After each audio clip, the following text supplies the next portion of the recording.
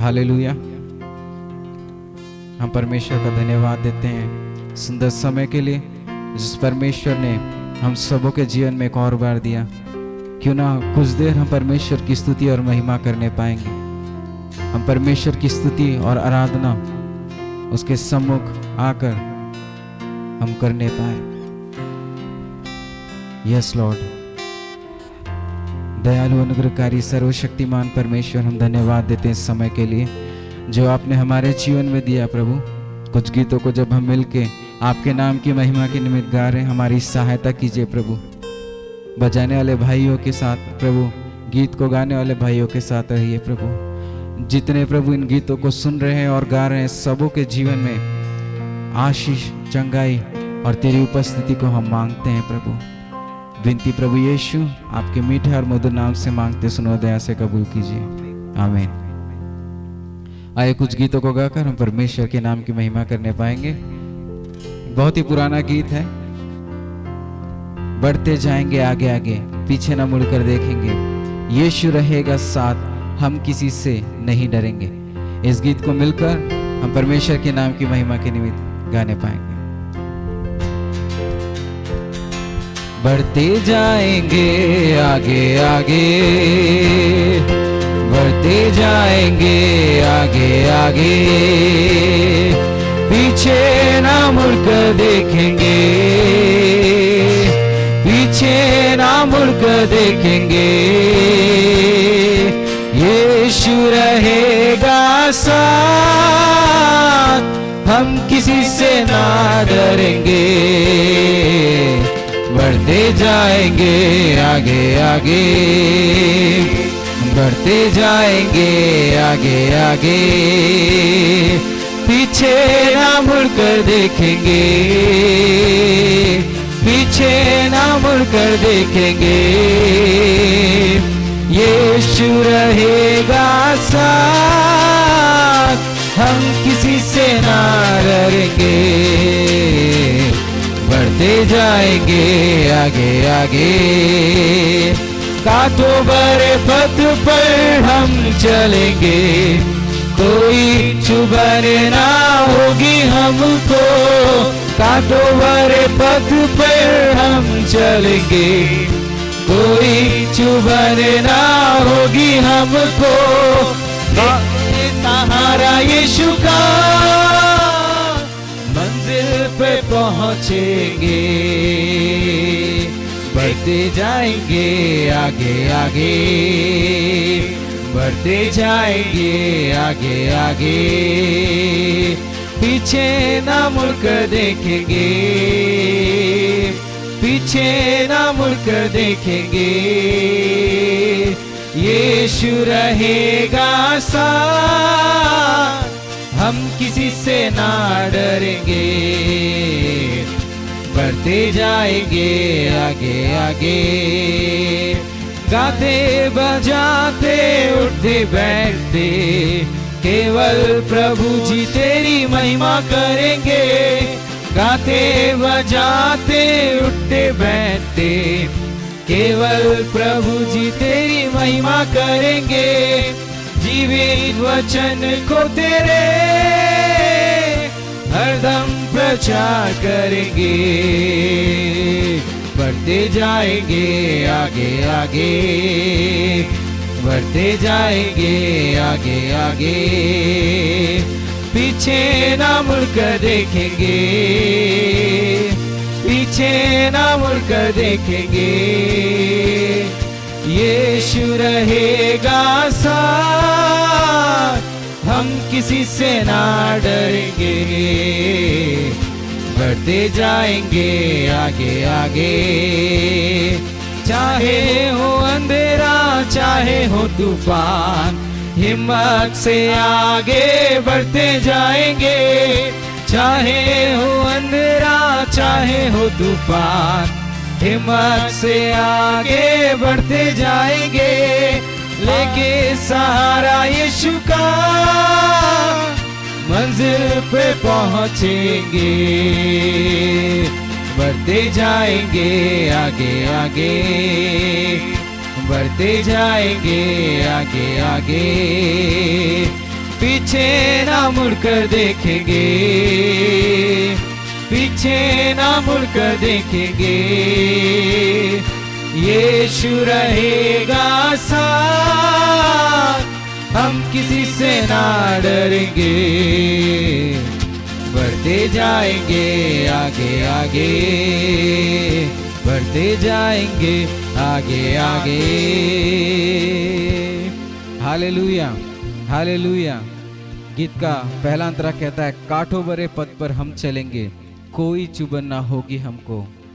यीशु मसीह का सहारा लेकर हम मंजिल तक जरूर पहुंचने पाएंगे। हालेलुया। आइए एक और गीत को हम मिलकर हम परमेश्वर की नाम की महिमा करने पाएंगे। मैं जाऊंगा जहां में तेरी रोशनी को लिए, तब दुनिया देखेगी तेरी रोशनी। सचमुच में परमेश्वर ने हमें इस जगत की ज्योति और रोशनी ठहराया है कि हम उस परमेश्वर की ज्योति और रोशनी को जहां कहीं हम जाते हैं हमारे जीवनों के द्वारा हम फैलाने पाए।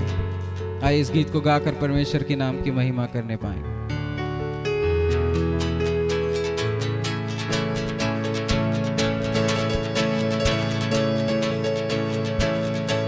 मैं जाऊंगा जहां में तेरी रोशनी को लिए, तब दुनिया देखेगी तेरी रोशनी।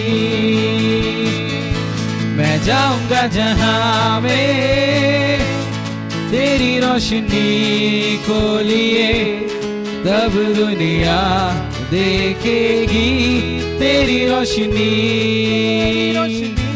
मैं जाऊंगा जहां में तेरी रोशनी को लिए, तब दुनिया देखेगी तेरी रोशनी।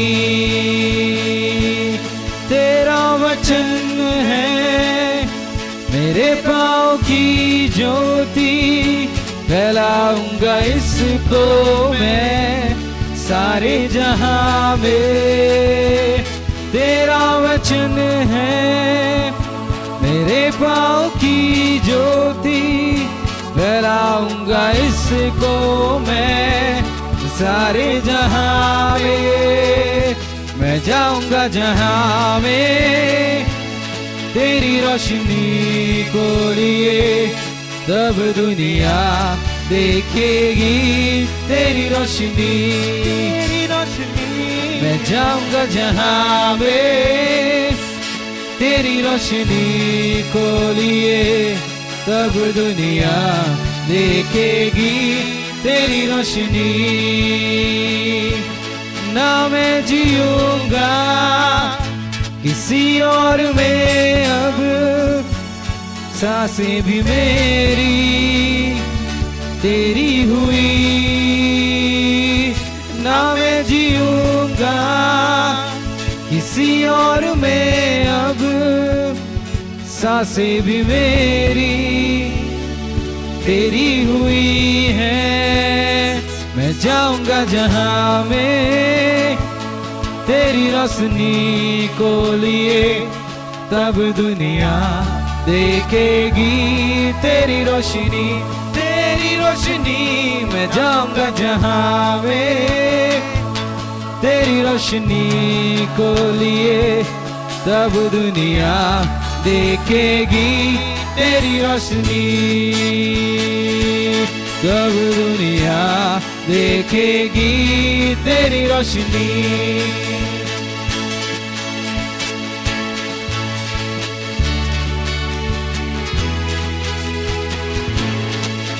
तूफानों को थमा दे, मुर्दों को भी जिला दे, ऐसा है जिंदा खुदा तेरा और मेरा। मैं जाऊंगा जहां में तेरी रोशनी को लिए, तब दुनिया देखेगी तेरी रोशनी। मैं जाऊंगा जहां में तेरी रोशनी को लिए, तब दुनिया देखेगी तेरी रोशनी। मैं जाऊंगा जहां में तेरी रोशनी को लिए, तब दुनिया देखेगी तेरी रोशनी, तब दुनिया देखेगी तेरी रोशनी,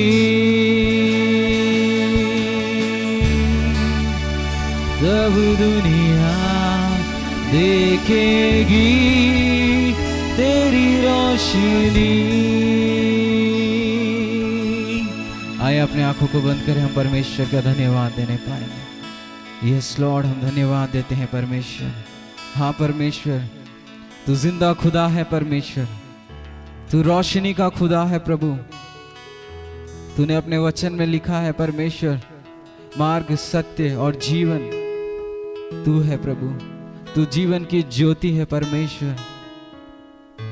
सचमुच में परमेश्वर हम धन्यवाद देते हैं। जिस प्रकार दाऊद अपने भजन में कहता है, प्रभु तेरा वचन मेरे मार्ग का दीपक है।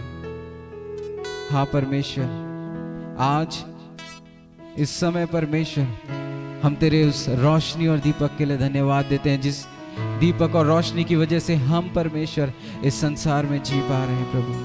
हम तेरे नाम की स्तुति और महिमा करते हैं प्रभु। यस लॉर्ड, प्रभु जब तक हम जीवित हैं परमेश्वर, जब तक हम इस पृथ्वी पे हैं प्रभु, केवल और केवल हमारे जीवन के द्वारा आपके नाम की महिमा और तारीफ होने पाए प्रभु। जब तक हमारे नथनों में श्वास है प्रभु, ओ प्रभु जी धन्यवाद देते हैं, हमारे मुख से तेरे नाम की स्तुति और महिमा निकलने पाए प्रभु। तेरे नाम का धन्यवाद करते हैं प्रभु। ये जिंदगी तेरी महिमा गाती रहे अब सदा। ये जिंदगी तेरी महिमा गाती रहे अब सदा। जब तक जीऊं तेरी महिमा करता रहूं ऐ खुदा। जब तक जीऊं तेरी महिमा करता रहूं ऐ खुदा। ये जिंदगी तेरी महिमा गाती रहे अब सदा। ये जिंदगी तेरी महिमा गाती रहे अब सदा। यस लॉर्ड, जब से है छुआ तूने मुझे, नई सांसें जैसे फिर से आ गई। जब से है थामा तूने मुझे, बंद राहें जैसे फिर से खुल गई। तू ही प्रभु मेरे यीशु, तेरे सिवा और कोई नहीं। यस लॉर्ड, जब से है छुआ तूने मुझे, नई सांस जैसे फिर से आ गई।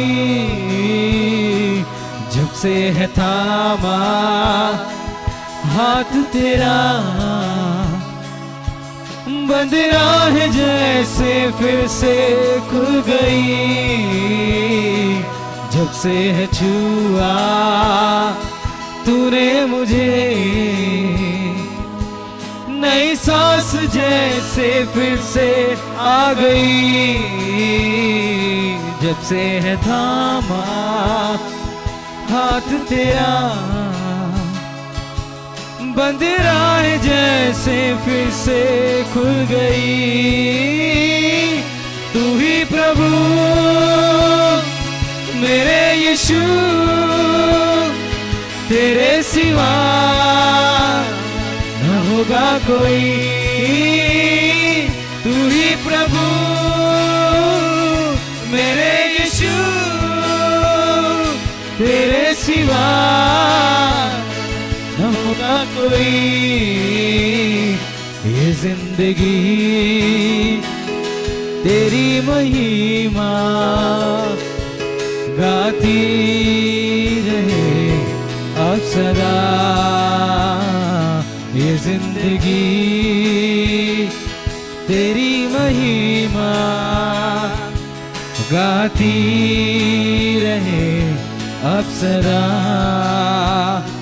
जब भी पुकारा मैंने तुझे,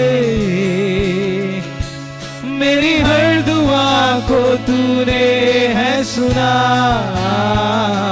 हर एक कदम पर साथ रहा, पास तुझको महसूस किया। जब भी पुकारा मैंने तुझे, मेरी हर दुआ को तूने है सुना। हर एक कदम पर साथ रहा, पास तुझको महसूस किया। अब ओ सना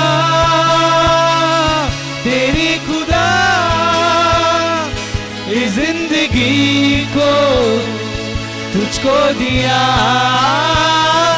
अब ओ सना तेरी खुदा, इस जिंदगी को तुझको दिया। ये जिंदगी तेरी महिमा गाती रहे अब सदा। ये जिंदगी तेरी महिमा गाती रहे अब सदा।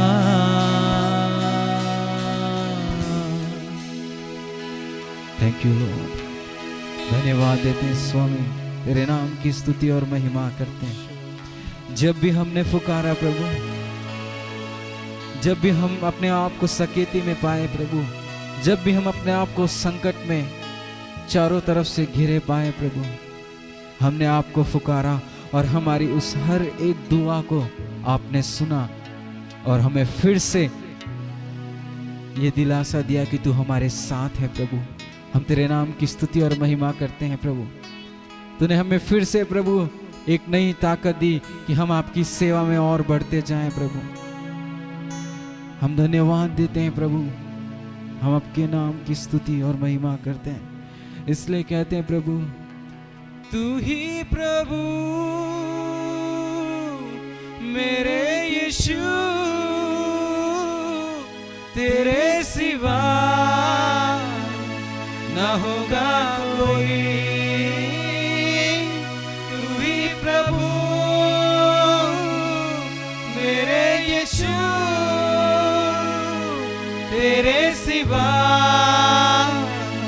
ना होगा कोई। ये जिंदगी, यस लॉर्ड, हम धन्यवाद देते हैं दयालु अनुग्रहकारी सर्वशक्तिमान परमेश्वर। हम धन्यवाद देते इस समय के लिए प्रभु, तेरी उपस्थिति के लिए। गीतों के माध्यम से हमारे जीवन को फिर से एक और बार आपने तरोताज़ा किया प्रभु। हमारे जीवन में एक और बार अपने उस आत्मा से प्रभु हमें भरा प्रभु। हम धन्यवाद देते हैं, हमें हिम्मत दी ओ प्रभु, ताकि हम आपकी सेवा में बढ़ते जाएं प्रभु।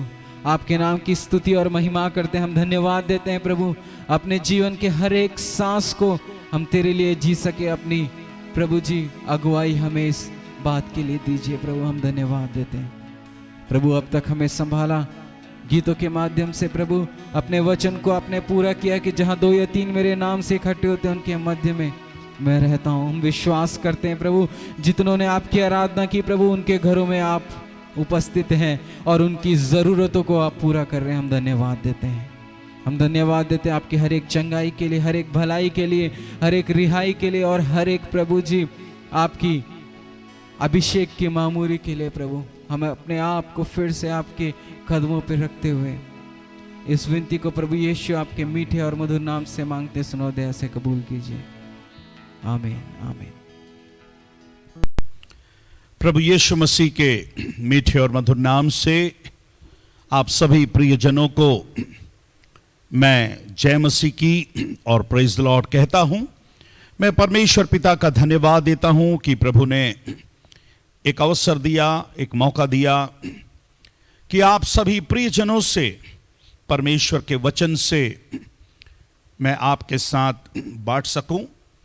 और मैं इससे पहले कि परमेश्वर के वचन से आपसे बातें करूं, मैं सबसे पहले धन्यवाद देना चाहूँगा आदरणीय सीनियर प्रभु के दास पास्टर इमैनुअल सैमुअल अंकल जी का और उनके दोनों बेटे पास्टर याबेस सैमुअल और पास्टर योआस सैमुअल का मैं धन्यवाद देता हूं, जिन्होंने ये अवसर दिया कि मैं वहाँ की कलीसिया के पासबानों के लिए एक संदेश को मैं तैयार कर सकूं और मैं इस संदेश को यहाँ से तैयार करके भेज पाऊं।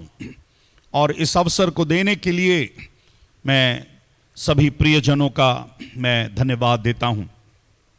मैं जब इस संदेश को यहाँ से आपके लिए मैं बोल रहा हूं, मैं 17-18 साल पीछे अपनी याद को मैं लेकर जा रहा हूं, जब मैं 2003 या 2004 में, अगर गलत ना हो तो मैं पूर्णिया जब मैं विजिट किया और उन स्थानों को मैंने देखा, वहाँ की सेवकाई को देखा, सेवकों को देखा। अब मैं धन्यवाद देता हूँ वहाँ की सेवकाई और वहाँ के सेवकों के लिए, और जो सेवा प्रभु के दासों के माध्यम से वहाँ हो रही है, प्रभु और भी उस सेवकाई को बड़ी आशीष देने पाए, बरकत देने पाए। बीते दिनों में जब हमें खबर मिली कि प्रभु ने अपनी दासी को, प्रिय आंटी को अपने पास बुलाया, दुख लगा, पर हमने धन्यवाद भी दिया कि एक समय था जब प्रभु के दास और दासी ने बड़ी मेहनत, बड़ा परिश्रम उस स्थान में किया। अब अच्छा लगता है कि प्रभु वहाँ की सेवकाई को, वहाँ के सेवा को प्रभु अपने दासों के माध्यम से पास्टर याबेश और पास्टर जोआश के द्वारा वहाँ की सेवकाई को प्रभु आशीष दे रहा है। मुझे बड़ी इच्छा हो रही है कि वहाँ पर आकर और एक बार आप सभी प्रियजनों से मैं मुलाकात करूं, पर मुझे मालूम है कि परिस्थितियां उतनी ठीक नहीं। पिछले एक डेढ़ सालों से मैं और आप बड़ी कठिन परिस्थितियों से होकर गुजर रहे हैं, परम प्रभु का धन्यवाद देते हैं कि प्रभु ने अब तक मुझको और आपको संभाल करके रखा। मुझे जो विषय दिया गया है, पास्टरल केयर एंड काउंसलिंग, इससे पहले कि इस विषय पर और जिस पद से मैं आपके सामने बातें करूं, सबसे पहले मैं कहना चाहता हूं, हम सेवकों के लिए मैं आपके साथ अपने आप को भी जोड़ना चाहता हूं। हमने कभी भी सपने में नहीं सोचा था कि ऐसे दिन आएंगे हमारे देश में या फिर पूरे संसार में, और पिछले 1.5-2 सालों से बहुत ही कठिन परिस्थितियों से होकर गुजर रहे हैं। और इन कठिन परिस्थितियों में सभी लोग प्रभावित हुए हैं। Everyone is affected, physically, spiritually, emotionally, शारीरिक तौर पर, आत्मिक तौर पर और भावनात्मक तौर पर सभी लोग प्रभावित हुए हैं। मैंने व्यक्तिगत तौर पर अपने कई मित्रों को, कई सेवकों को पिछले दिनों में मैंने खोया है। और ये जो दूसरी लहर जो बीच में आई अप्रैल और मई के महीने में, लगभग मैंने 50 मेरे मित्रों को पूरे भारत देश में मैंने खोया है। हमारी कलीसिया से भी कुछ मृत्यु हुई। बहुत ही निराशा भरा समय था। कलीसियाएं, आराधनाएं बंद हैं। हमारी भिलाई की कलीसिया भी ऑनलाइन में चल रही है। यहां पर अभी भी चर्चेस खुले नहीं हैं। और ऐसे कठिन दौर में प्रभु की सेवा करना बहुत ही मुश्किल लग रहा है। ऐसे समय में विश्वासियों को बांध करके रखना बहुत ही मुश्किल का काम लग रहा है। बहुत से लोग टूट से गए, बिखर से गए, संगति ना होने के कारण, आराधना ना होने के कारण बिखर से गए। उनको जोड़ करके रखना, बांध करके रखना बहुत ही मुश्किल काम है। और जितने लोग मेरी आवाज को सुन रहे हैं, जितने प्रभु के सेवक लोग इन बातों को सुन रहे हैं, आप भी मेरे साथ सहमत होंगे कि इन दिनों में जिस दौर से हम होकर गुजर रहे हैं, कलीसिया को संभालना, कलीसिया के लोगों को हिम्मत देना बहुत ही एक चुनौती भरा कार्य है मेरे प्यारों। पर मैं आशा करता हूं कि प्रभु हम सबों को बुद्धि देने पाए, ज्ञान देने पाए। हमारे भाइयों ने जो गीत को गाया, उस गीत के एक बोल थे, बढ़ते जाएंगे आगे आगे, पीछे न मुड़कर देखेंगे। प्रभु ने मुझको और आपको बढ़ने के लिए, आगे जाने के लिए बुलाया है। तकलीफ हैं, समस्याएं हैं, परेशानियां हैं, उतार हैं, चढ़ाव हैं, निराशा है, आशा है, मृत्यु है, जीवन है। पर हम प्रभु का धन्यवाद देते हैं जिस प्रभु ने मुझको और आपको अपनी सेवा के लिए बुलाया है, अपने राज्य में कार्य करने के लिए बुलाया है। वो प्रभु विश्वास योग्य है और उस प्रभु ने कहा, मैं तुम्हें नहीं छोड़ूंगा, मैं जगत के अंत तक तुम्हारे साथ रहूंगा। एक आयत मैं आप लोगों के लिए पढ़वाना चाहूंगा, दूसरा कुरिन्थियों की पत्री और उसका पहला अध्याय। दूसरा कुरिन्थियों की पत्री, उसका पहला अध्याय और उसके 8वें, 9वें और 10वें पद को हम पढ़ने पाएंगे। ये मेरा विषय नहीं है, मैं विषय पर आऊंगा, पर उससे पहले कुछ एक भूमिका मैं तैयार कर रहा हूं, फिर मैं अपने विषय पर आऊंगा। यस, हे भाइयों, हे भाइयों, हम नहीं चाहते कि तुम हमारे उस क्लेश से अनजान रहो जो आसिया में हम पर पड़ा। हम ऐसे भारी बोझ से दब गए थे जो हमारी सामर्थ से बाहर था, यहाँ तक कि हम जीवन से भी हाथ धो बैठे थे। कौन सी समस्या आई, कौन सी ऐसी परेशानी आई, पौलुस उस बात का जिक्र नहीं कह रहा है, पर किस प्रकार से उस परेशानियों में वे रहे उसके बारे में कहता है, ऐसे भारी बोझ से दबे हुए थे कि हमें ऐसा लग रहा था कि हम जीवन से भी हाथ धो बैठे थे। मेरी और आपकी भी परिस्थिति ऐसी ही थी। वो अप्रैल और मई का महीना, जब तक मैं इस पृथ्वी पर जिंदा रहूंगा, मैं शायद कभी उन 2 महीनों को ना भूल पाऊं। एक दिन ऐसा भी रहा, 7 फ्यूनरल सर्विस अटेंड करना देना पड़ा, एक के बाद एक। उस कब्रिस्तान में खड़े होकर प्रार्थना भी किया, प्रभु दया कर, प्रभु जी हमारे देश पर तू दया कर। पौलुस यहां पर कहता है, हमारी भी स्थिति ऐसी थी, हमें भी लग रहा था कि हम जीवन से हाथ धो बैठे हैं। 9वें पद को पढ़ें, क्या लिखा है? वरन हमने अपने मन में समझ लिया था हम पर मृत्यु की आज्ञा हो चुकी है, ताकि हम अपना भरोसा ना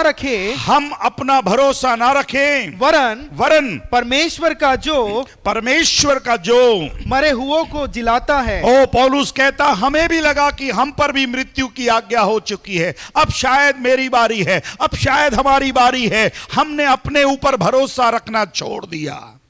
पर 10वीं आयत बहुत ही सुंदर पद है और मैं चाहता हूं मेरे सेवक भाई बहन जो मेरी आवाज को सुन रहे हैं, 10वीं आयत की आशीषों को आप देखिएगा, 10वीं आयत की बात को आप देखिएगा। प्रभु का दास पौलुस क्या कह रहा है, पढ़िएगा। उसी ने हमें मृत्यु के ऐसे बड़े संकट से बचाया, उसी ने हमें मृत्यु के ऐसे बड़े संकट से बचाया और बचाएगा, और उस पर हमारी यह आशा है कि उस पर हमारी यह आशा है कि वह आगे को भी बचाता रहेगा। आगे को भी बचाता रहेगा। आमीन। 3 शब्द इस पद पर हैं, 3 बातें प्रभु का दास पौलुस इस 10वें पद में कहता है, और कहता है उसी ने हमें मृत्यु के ऐसे बड़े संकट से बचाया, बचाएगा और आगे को भी बचाता रहेगा। आमीन। प्रभु का धन्यवाद हो। बचाया, बचाएगा और आगे को भी क्या करता रहेगा, बचाता रहेगा। आज आप जितने लोग मेरी आवाज को सुन रहे हैं, प्रभु ने बीते दिनों में हमको बचाया, प्रभु हमको बचाएगा और आने वाले दिनों में भी प्रभु हमको क्या है, बचाता रहेगा। परमेश्वर की दया और करुणा हम पर बनी रहने पाए।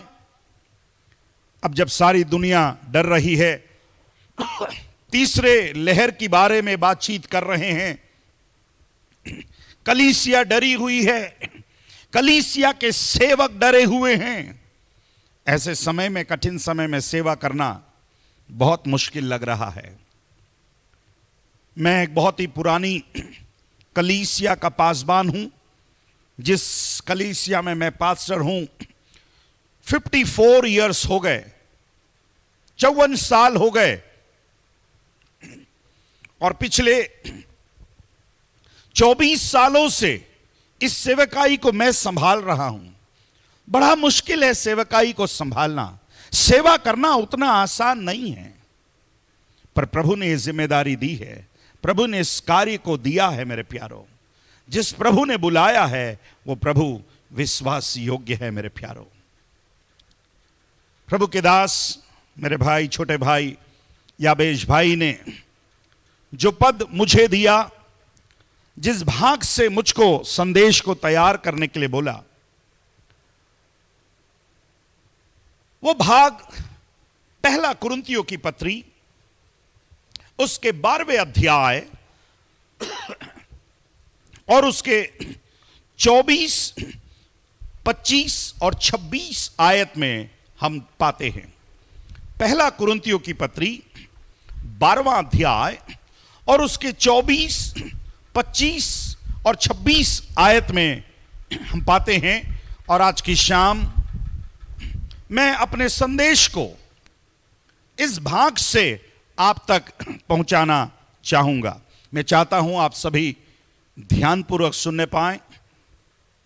मुझे मालूम है आप सेवा करने वाले हैं, आप पास्टर्स हैं, और पास्टरों को प्रचार करना सबसे कठिन काम है, सेवकों को प्रचार करना सबसे कठिन काम है। आप बोलेगे पास्टर साहब क्यों? क्योंकि पास्टर लोग को बोलने की आदत ज्यादा रहती है, सुनने की आदत नहीं रहती। पर आपके लिए ये 3 दिन की सभाएं हैं, पर आपको सुनना पड़ेगा। और प्रभु कई बार मेरे और आपके जीवन में ऐसे भी अवसर लेकर आता है कि कभी सुनने का भी हमको मौका मिलने पाए। और जो आयत मैं आज आपके सामने पढ़वाना चाहता हूं, 25वीं आयत को पढ़िएगा। ताकि देह में फूट ना पड़े, ताकि देह में फूट ना पड़े, परंतु अंग एक दूसरे की बराबर चिंता करें, परंतु अंग एक दूसरे की बराबर चिंता करने पाए। बहुत से लोग इस अध्याय को पढ़ते हैं। 12वें अध्याय के 2 भाग हैं। पहला भाग पहले पद से लेकर 11वें पद तक पहला भाग है, और फिर दूसरा भाग 12वें पद से लेकर 31वें पद तक है। पहला भाग जिस पर बहुत से प्रभु के दास, बहुत सी कलीसियाएं पहले भाग पर जोर देती हैं, क्योंकि पहला भाग आत्मिक वरदानों के बारे में बताता है। इसलिए कई बार सेवकों को लगता है, पास्टरों को लगता है कि पहला भाग बहुत इंपॉर्टेंट है, उन आत्मिक वरदानों के बारे में जानना बहुत जरूरी है। मैं भी आपके साथ सहमत हूं, मैं मना नहीं कर रहा हूं, पर कई बार हमारा ध्यान पहले भाग की ओर चला जाता है और दूसरा भाग जो 12 पद से लेकर 31 पद तक है, उस भाग से कई बार हम चूक जाते हैं। पर मैं धन्यवाद देता हूं, यह मेरे लिए बड़े सौभाग्य की बात है कि आपको पहले भाग से नहीं, एक दूसरे भाग से मैं आपको कुछ बातें बता सकूं, जो एक बॉडी के बारे में बता रहा है, एक देह के बारे में बता रहा है, और उस देह के अनेक अंगों के बारे में भी क्या कर रहा है, बता रहा है। मेरे प्रिय भाई, मेरे प्रिय सेवक, प्रभु आपसे बातें करना चाहता है। जब आप इन बातों को सुन रहे हैं, जब इन बातों को आप पढ़ रहे हैं, मुझे नहीं पता आप किस प्रकार की हालातों से होकर गुजर रहे हैं। हालात ठीक नहीं हैं, पर हिम्मत मत हारिए, परेशान मत होइए, क्योंकि परमेश्वर ने एक सेवा हमको सौंपी है, परमेश्वर ने एक जिम्मेदारी हमको सौंपी है, और उस कार्य को मुझको और आपको क्या है, करना है। मैं थोड़ी देर के लिए इस पद से बाहर आकर आपका ध्यान इब्रानियों की पत्री की ओर ले जाना चाहूंगा। इब्रानियों की पत्री, उसका 5वां अध्याय, इब्रानियों की पत्री उसका 5वां अध्याय और उसके 4थे पद को पढ़िएगा।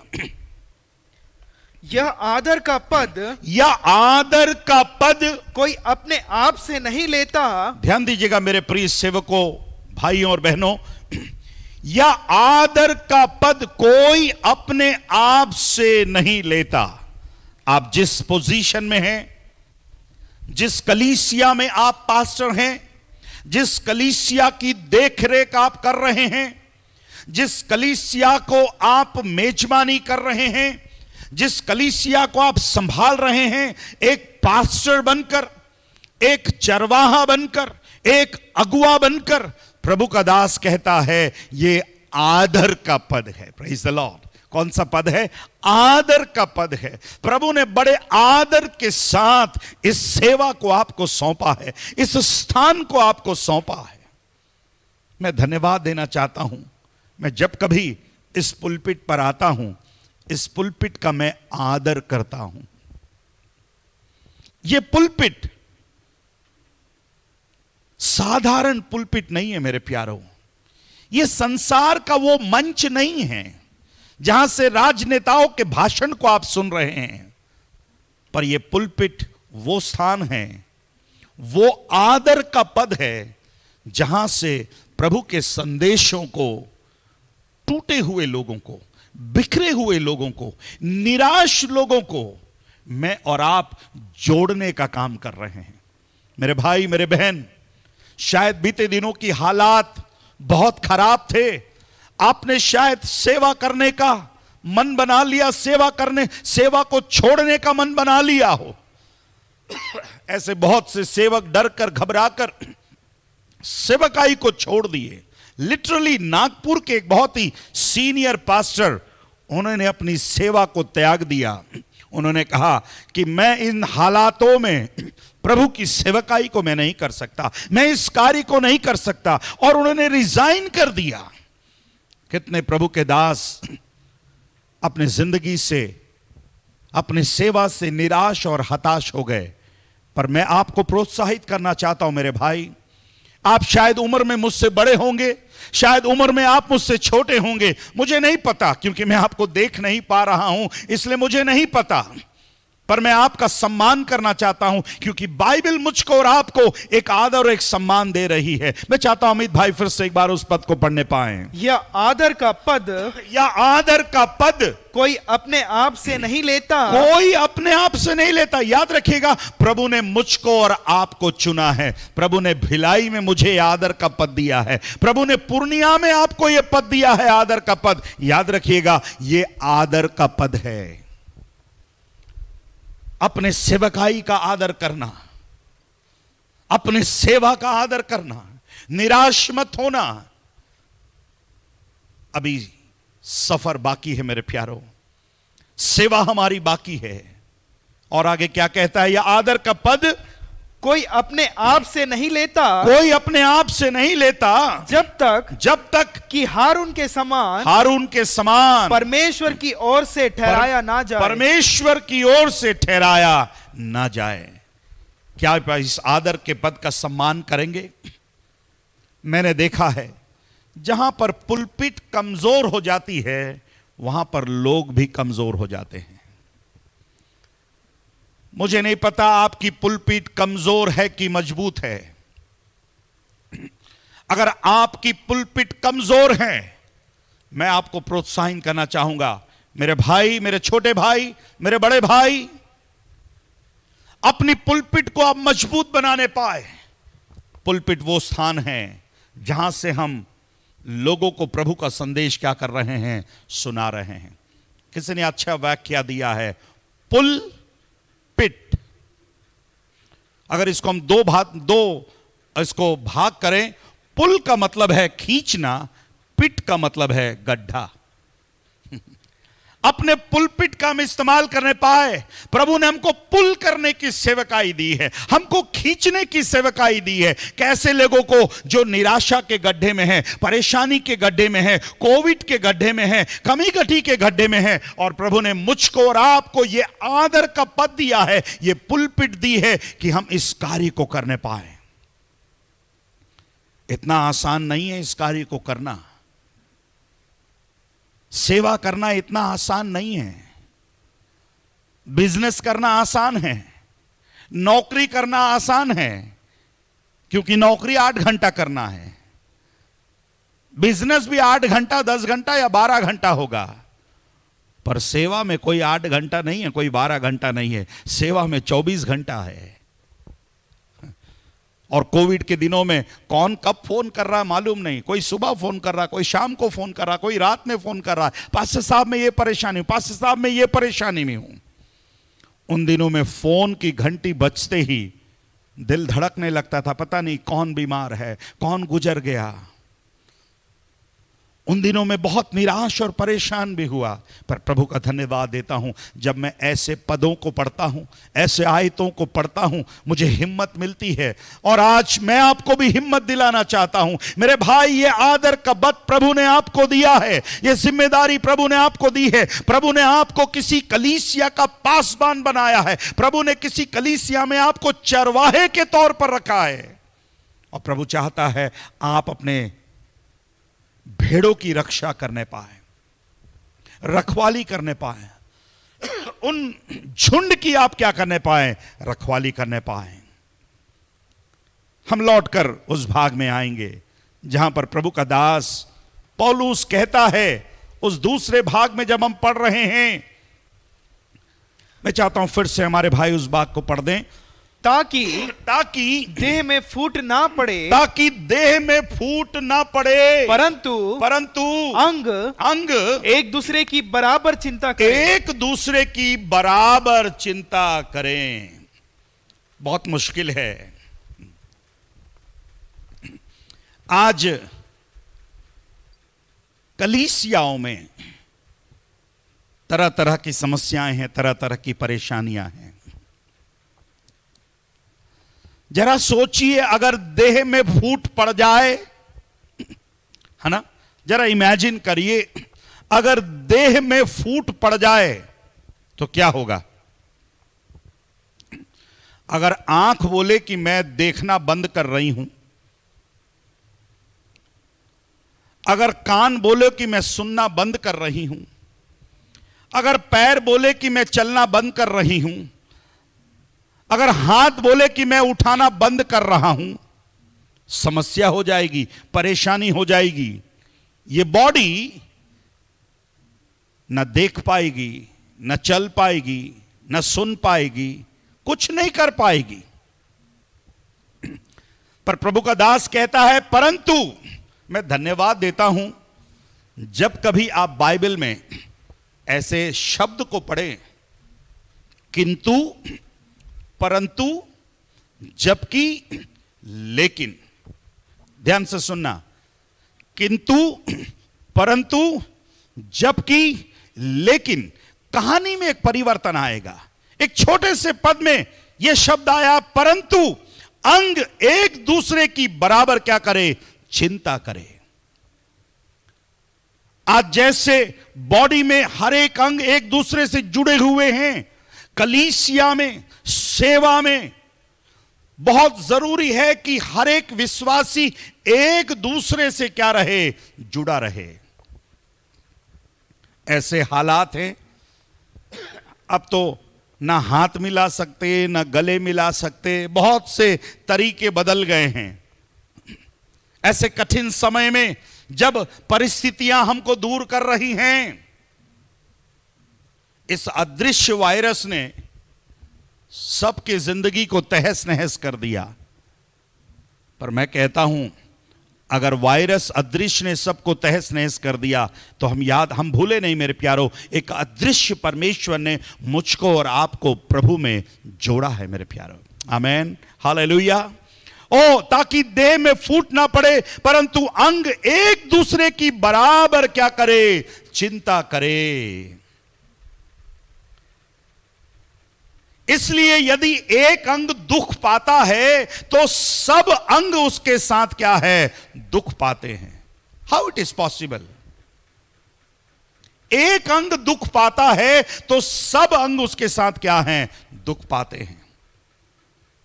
अगर आपके पैर की सबसे छोटी उंगली, अगर उसमें कुछ चोट लग जाए, उस छोटी उंगली में, पैर की छोटी उंगली में चोट लग जाए, आवाज कहां से निकलती है? बताइए, आवाज कहां से निकलती है? आवाज मुंह से निकलती है। अरे चोट कहां लगा है? चोट तो छोटी उंगली में लगा है, पर आवाज कहां से निकल रही है? मुंह से निकल रही है। अगर वो चोट थोड़ा सा गहरा हो जाए, आवाज उतनी गहरी, आवाज उतनी बड़ी, और फिर आंखों से आंसू भी निकलने लगते। अरे चोट तो पैर में लगा है, आवाज मुंह से क्यों निकल रही है, आंसू आंख से क्यों निकल रहे हैं? आपने कभी सोचा? क्योंकि वो छोटी उंगली शरीर से जुड़ी हुई है। उस छोटी उंगली में चोट लग रही है, दर्द हो रहा है, आवाज मुंह से निकल रही है, क्योंकि मुंह छोटी उंगली से जुड़ी हुई है और छोटी उंगली मुंह से जुड़ी हुई है। आंख भी, सब एक दूसरे से क्या है, जुड़े हुए हैं। इसलिए प्रभु का दास कहता है, इसलिए यदि एक अंग दुख पाता है तो सब अंग उसके साथ दुख पाते हैं, और यदि एक अंग की बढ़ाई होती है तो उसके साथ सब अंग क्या हैं, आनंद मनाते हैं। अगर कोई आपके एक अंग की तारीफ करे तो तारीफ केवल उस अंग की नहीं है, तारीफ सबकी है मेरे प्यारों। हमारे शरीर के अंगों में कोई छोटा है, कोई बड़ा है। वैसे ही कलीसिया में कोई छोटे हैं, कोई बड़े हैं। हर एक को पुलपिट के ऊपर की सेवकाई नहीं मिलती। हर एक को पुलपिट के पास आकर सेवा करने का मौका नहीं मिलता, और हर कोई पुलपिट के पास आकर सेवा कर भी नहीं पाता।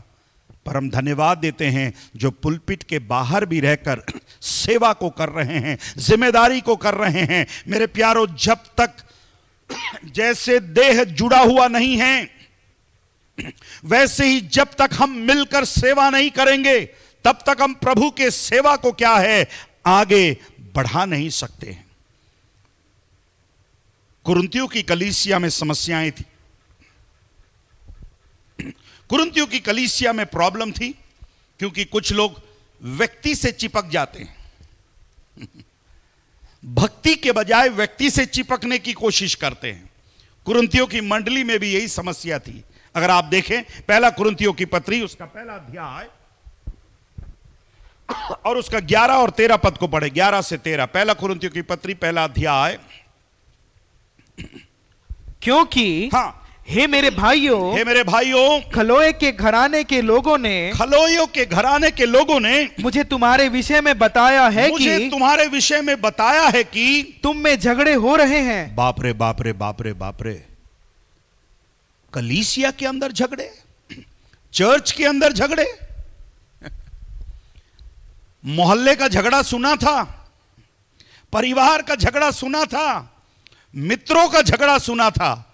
ये कौन सा झगड़ा है? ये चर्च के अंदर का झगड़ा है। अरे झगड़े का कारण क्या है? कुछ ना कुछ तो है। आज ये आपस में क्यों लड़ रहे हैं? जब पौलुस को ये बात मालूम चली, पौलुस प्रभु का दास कहता है कि मुझे तुम्हारे विषय में बताया गया कि तुम में झगड़े हो रहे हैं। मेरा कहने का अर्थ है, पढ़िए 12वां पद को पढ़िए। मेरे कहने का अर्थ यह मेरा है कहने का अर्थ यह है कि तुम में से कोई तो अपने आप को पौलुस का, कोई अपोलोस का, कोई कैफा का, तो कोई मसीह का कहता है। बाप रे, इस कलीसिया के लोगों ने 4 ग्रुप बना लिया। आज भी बहुत से कलीसियाओं में आपको देखेंगे फटाफट ग्रुप बन जाते हैं। इन लोगों ने फटाफट 4 ग्रुप बना लिया। पौलुस का ग्रुप अलग, अपोलोस का ग्रुप अलग, कैफा का ग्रुप अलग, और कोई अपने आप को मसीह का ग्रुप बना रहा है। हम देह में जुड़ने की बात कर रहे हैं, इन लोग देह से अलग होने की बात कह रहे हैं। मेरे प्रिय भाई और बहनों, जो मेरी आवाज को सुन रहे प्रभु के सेवकों, जो आदर का पद आपको दिया गया है, कहीं आपके कलीसिया में ये वाली समस्या तो नहीं, ये वाली प्रॉब्लम तो नहीं? बहुत से कलीसियाओं में ये वाली समस्या है, और ये छत्तीसगढ़ की समस्या नहीं, ये पूर्णिया बिहार की समस्या नहीं, पूरे विश्व की समस्या है। यीशु मसीह ने जब अपने चेलों से कहा कि मुझे जाना है, मेरे जाने का समय आया है, चेले उसकी चिंता नहीं कर रहे थे। चेले इस बात को पूछ रहे थे, प्रभु तेरे जाने के बाद हम में से बड़ा कौन? प्रभु अगला पास्टर कौन? आज कई लोगों में यह बड़ी चिंता, यह बड़ी होड़ लगी हुई है। आज कई बार हम व्यक्ति से चिपकना चाहते हैं। मैं आपसे कहना चाहता हूं, माफ करिएगा, व्यक्ति से चिपकने की कोशिश मत करिए, यीशु मसीह से चिपकने की कोशिश करिए। हमारे शत्रु बाहर नहीं, हमारे शत्रु अंदर ही हैं। इसलिए यीशु मसीह ने कहा, तेरे घर के लोग ही तेरे दुश्मन होंगे, तेरे घर के लोग ही तेरे शत्रु होंगे। मैं पौलुस का, मैं अपोलोस का, मैं कैफा का, मैं मसीह का। और आपको मालूम है, पौलुस ने जब उनको डांटना शुरू किया, फटकारना शुरू किया, तो सबसे पहले कौन से ग्रुप से शुरू किया? उसने सबसे पहले अपने ही ग्रुप से शुरू किया। सबसे पहले अपने ही ग्रुप को डांटा। पौलुस के ग्रुप वाले सोच रहे होंगे, अरे हम ही को डांट रहा है, हम तो इसके ग्रुप में हैं, हम ही को डांट रहा है। पौलुस डांट रहा है, इसका मतलब पौलुस नहीं चाहता था कि कलीसिया के अंदर गुटबाजी हो। Each one of you says something different. One says, I follow Paul. Another says, I follow Apollos. Another says, एक और कहता है, I follow Peter. And another says, I follow Christ. और उसके बाद एक और कहता है, मैं किसी के पीछे नहीं जाता। कहीं ये समस्या आप में तो नहीं? कुरिन्थियों की कलीसिया में समस्या थी,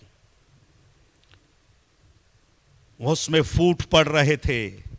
इसलिए प्रभु का दास पौलुस इस पत्री को लिखते हुए कहता है, तुम में आपस में फूट न पड़े मेरे प्यारों। प्रभु ने आपको ग्रुप बनाने के लिए नहीं दिया है, पर प्रभु ने आपको ग्रुप को बढ़ाने के लिए दिया है, उस झुंड को बढ़ाने के लिए दिया है, उस झुंड को 4 झुंड बनाने के लिए नहीं दिया। मेरे पास समय नहीं कि उन सारे बातों को मैं समझाऊं। प्रभु चाहता है कि मेरे और आपके सेवकाई के बीच में ऐसे ग्रुप ना बनने पाए। अगर ऐसे ग्रुपिज्म बनेगा, सेवकाई आगे नहीं बढ़ेगी, जहां पर खड़ी है वहीं पर क्या है, खड़ी रहेगी। प्रभु यीशु मसीह ने एक बात कही, मत्ती रचित सुसमाचार, मत्ती रचित सुसमाचार उसका 12वां अध्याय, गॉस्पेल ऑफ मैथ्यू चैप्टर 12, मत्ती रचित सुसमाचार उसका 12वां अध्याय और उसके 25वें पद को मेहरबानी से पढ़िएगा। प्रभु यीशु मसीह क्या कह रहे हैं यहां पर? उसने उनके मन की बात जानकर, यीशु मसीह यहां पर लोगों से कुछ सवाल पूछा गया, लोगों ने एक चंगाई करने के कारण कुछ बातों को यीशु मसीह से कहा। यीशु मसीह ने उनके मन की बातों को जानकर उनसे कहा, जिस किसी राज्य में फूट होती है, जिस किसी राज्य में फूट होती है, वह उजड़ जाता है। वो बन जाता है? आपने सुना नहीं? जिस किसी राज्य में फूट होती है वह उजड़ जाता है और बिखर जाता है। और कोई नगर या घराना जिसमें फूट होती है, बना ना रहेगा। यीशु मसीह के शब्द बहुत ही साफ है मेरे भाई, मेरे प्रिय प्रभु के सेवक। यीशु मसीह के शब्द, the words of Jesus are very clear. जिस राज्य में, जिस नगर में, जिस घराने में, जिस परिवार में, जिस कलीसिया में फूट होगी, वो बना नहीं रहेगा, बनता हुआ सा लगेगा पर बिगड़ जाएगा। अंग्रेजी में पढ़िए क्या लिखा है। Jesus knew what they were thinking. Jesus knew what they were thinking. And so he said to them, any country that divide itself into groups which fight each other will not last very long.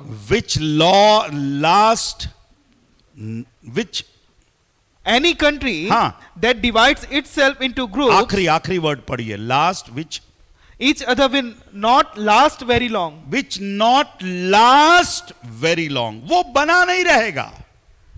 इसलिए भारत की विशेषता क्या है? यह बहुत ही पुराना शब्द है, हम सुने हैं, अनेकता में एकता, यही है भारत की विशेषता। हमने एकता के बहुत संदेशों को हमने दिया है, पर सबसे बड़ा मुश्किल काम है विश्वासियों को एक करना, और उससे भी सबसे मुश्किल काम है पादरियों को एक करना। मैंने पहली बात कहा, पादरियों को प्रचार करना सबसे मुश्किल काम है, और एक जो बहुत मुश्किल काम है, पादरियों को एकत्रित करना। अगर कोई मीटिंग हो रही है, पादरियों को बुलाया जाए, नहीं आते भाई, भिलाई की बात बता रहा हूं, पूर्णिया की बात तो मुझे नहीं पता, नहीं आते। मीटिंग में कोई नहीं आता। कई पास्टर लोग पूछते, पास्टर साहब मीटिंग के बाद ईटिंग है क्या? आज पास्टरों को बुलाना है तो ईटिंग करवाना पड़ता है, तब वो मीटिंग में आते हैं। और कई पादरियों को देखा, आधा घंटा लेट आएंगे और फिर आधा घंटा पहले चले जाएंगे, और उस बचे हुए आधे घंटे में अपना मोबाइल चेक करेंगे, कोई मैसेज तो नहीं आया। ये आदर का पद है। कई लोग अपने आदर के पद को गलत तरीके से इस्तेमाल कर रहे हैं। मुझे नहीं पता आप इस आदर के पद को कैसे इस्तेमाल कर रहे हैं। आदर का पद वो पद है, हम फूट डालने वाले नहीं, हम फूट को ठीक करने वाले लोग हैं। क्या आपकी कलीसिया में कोई फूट डालने वाला है? कोई कलीसिया को तोड़ने वाला है? कलीसिया में हर तरीके के लोग हैं, पर प्रभु कहता है हम एकता के सूत्र में क्या करने पाए? बंधने पाए। जल्दी से एक और आयत को पढ़ेंगे, इफिसियों की पत्री उसका 4था अध्याय। इफिसियों की पत्री उसका 4था अध्याय।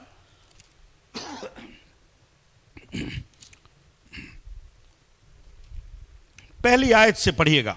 इसलिए मैं जो प्रभु में बंदी हूं, इसलिए मैं जो प्रभु में बंदी हूं, तुमसे विनती करता हूं कि जिस बुलाहट से तुम बुलाए गए थे, उसके योग्य चाल चलो। मेरे प्रिय प्रभु के सेवकों, ध्यान से सुनिएगा। इसलिए ये पद की शुरुआत बड़े अजीब शब्द से हो रही है, इसलिए। देयरफॉर आपको ऊपर के आयतों को पढ़ना पड़ेगा। किस लिए भाई? इसलिए प्रभु में मैं बंदी हूं, तुमसे विनती करता हूं। प्रभु का दास पौलुस जब इस पत्री की बातों को लिख रहा है, वो बंदी गृह में है और वहां से विनती कर रहा है, रिक्वेस्ट कर रहा है। क्या रिक्वेस्ट कर रहा है? जिस बुलाहट से तुम बुलाए गए हो, उसके योग्य चाल चलो।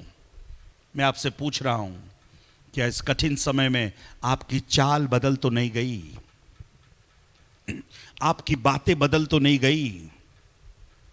प्रभु ने एक ऊंची बुलाहट से आपको बुलाया है, प्रभु ने आपको एक आदर का पद आपको दिया है और प्रभु चाहता है इस आदर के पद में आप बने रहे। आपने चाल चलन के द्वारा प्रभु को महिमा मिलने पाए। आज कई सेवकों का चाल चलन ठीक नहीं है। उनकी बुलाहट शुरुआत में, उनकी चाल चलन बहुत अच्छा था, बहुत अच्छे थे, प्रचार करने में बहुत अच्छे थे, सेवा करने में बहुत अच्छे थे, प्रार्थना करने में बहुत अच्छे थे, मेहनत करने में बहुत अच्छे थे। पर जैसे जैसे आशीष बढ़ने लगी, उनके चाल में फर्क आ गई, उनके बातों में फर्क आ गया, उनके संदेशों में फर्क आ गया। अब उनके संदेशों में वो गहराई नहीं है। आज बहुत से पादरियों का पुलपिट बहुत ही कमजोर है।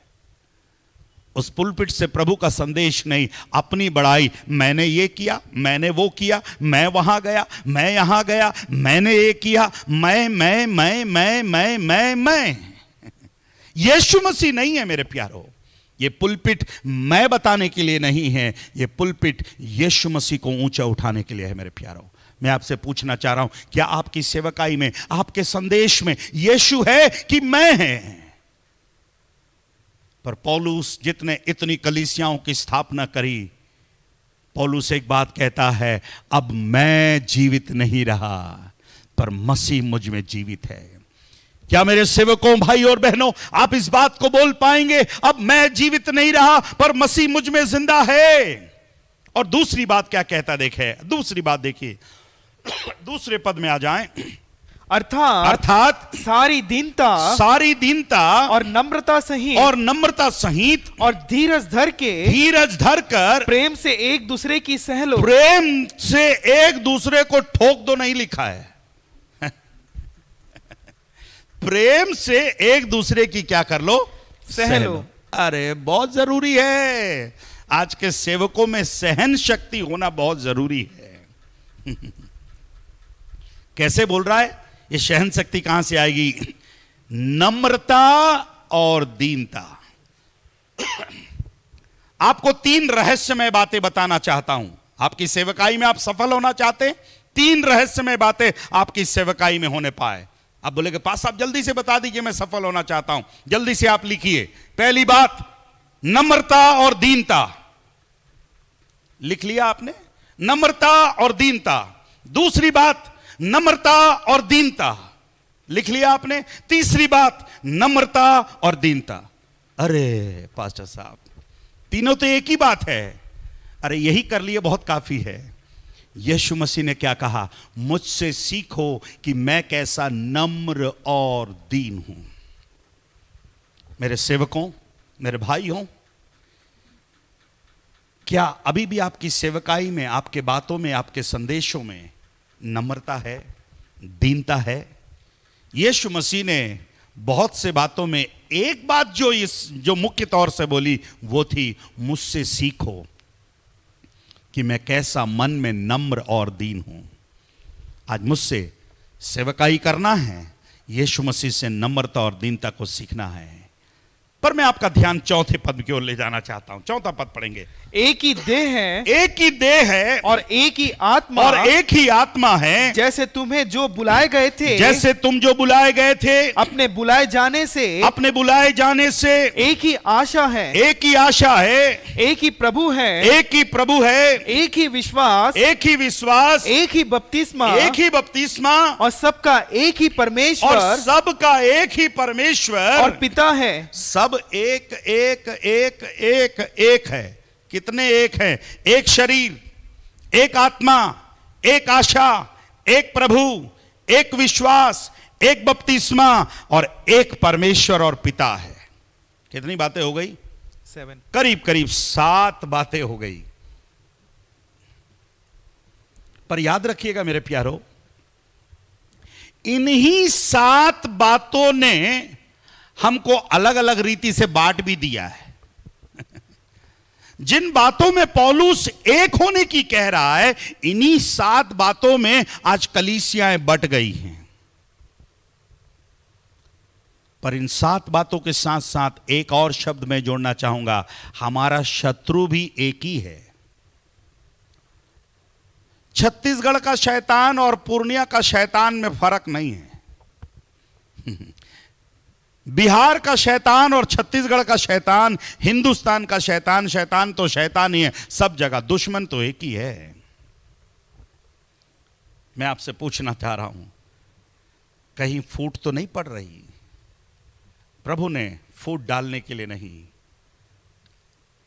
उस फूट को ठीक करने के लिए प्रभु ने मुझको और आपको क्या है? बुलाया है। मेरे प्रिय भाई और बहन, प्रभु चाहता है कि हम सेवकाई में ईमानदारी के साथ, विश्वास योग्यता के साथ क्या है? बने रहे। सुसमाचार का कार्य हमें एकता में बांधता है। सेवा का कार्य हमें एकता में बांधता है। आज कई लोग आपस में लड़ रहे हैं। हमारी लड़ाई आपस में लड़ने के लिए नहीं है। हम तो किसी और कार्य के लिए बुलाए गए हैं। मैं एक और एग्जाम्पल आपके सामने रखना चाहूंगा। दूसरा शमूएल की पुस्तक, दूसरा शमूएल की पुस्तक 10वां अध्याय, दूसरा शमूएल की पुस्तक 10वां अध्याय। मैं केवल एक बात कहकर मैं समाप्त करना चाहूंगा, और मैं चाहूंगा कि आप इस अध्याय को बाद में जरूर से पूरा पढ़ने पाएं। दूसरा शमूएल की पुस्तक उसका 10वां अध्याय और उसके 9 पद से अगर पढ़ेंगे तो थोड़ी हमको घटना समझ में आएगी। यह देखकर कि आगे पीछे दोनों ओर हमारे विरुद्ध पाती बांधे हैं। यहां पर योआब देख रहा है कि हमारे आगे पीछे सेना ने पाती बांधे खड़े हैं। योआब ने सब बड़े बड़े इजरायली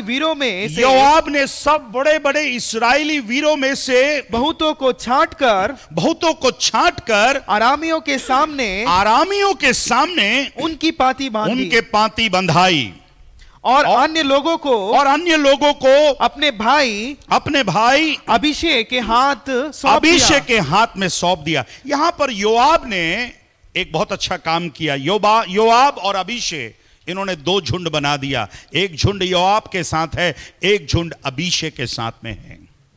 आरामियों से युद्ध लड़ने के लिए योआब ने 2 झुंड बनाए, और 2 झुंड बनाने के बाद योआब एक बात कह रहा है। 11वें पद में देखिए क्या कहता है। फिर योआब ने कहा, यदि आरामी मुझ पर प्रबल होने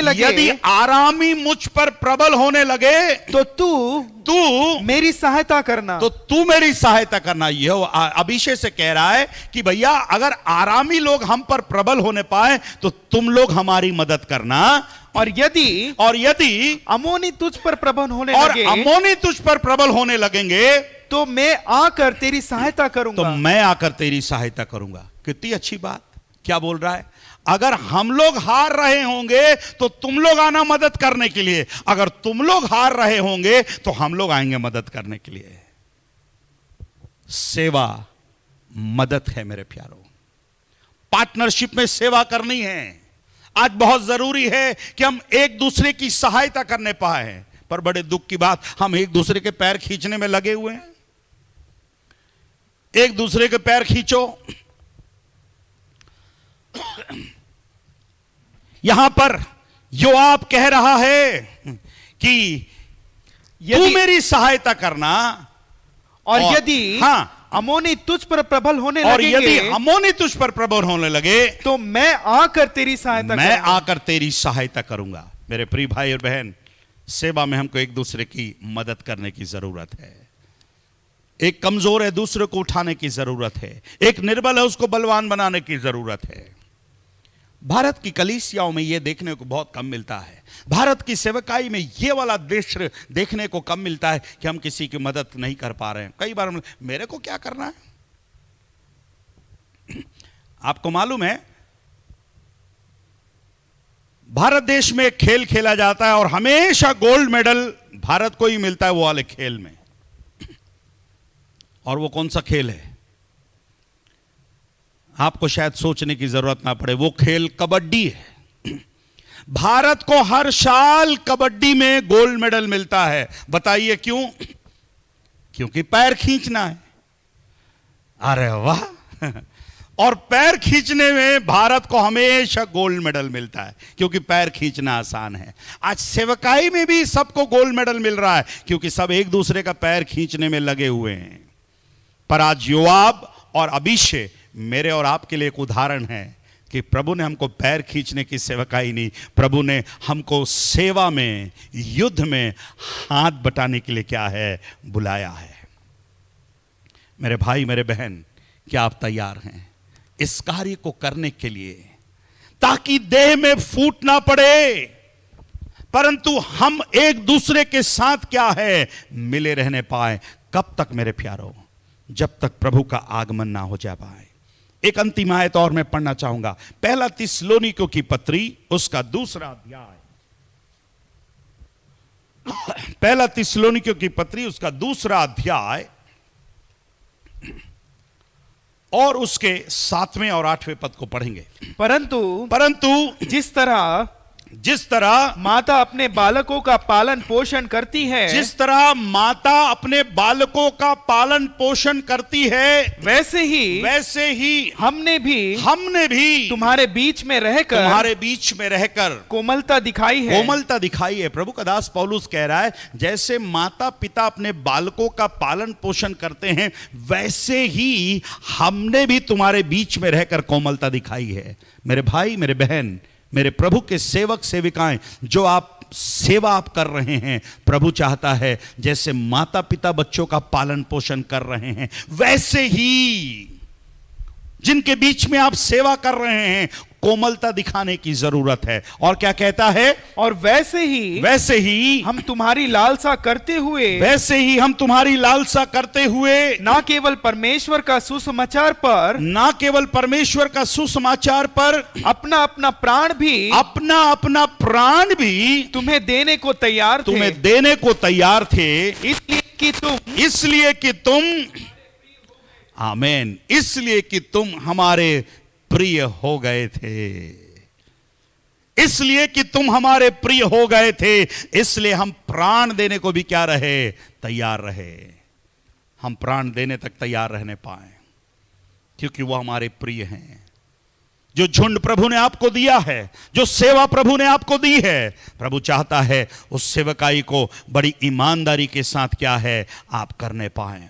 प्रभु का दास कहता है, ताकि देह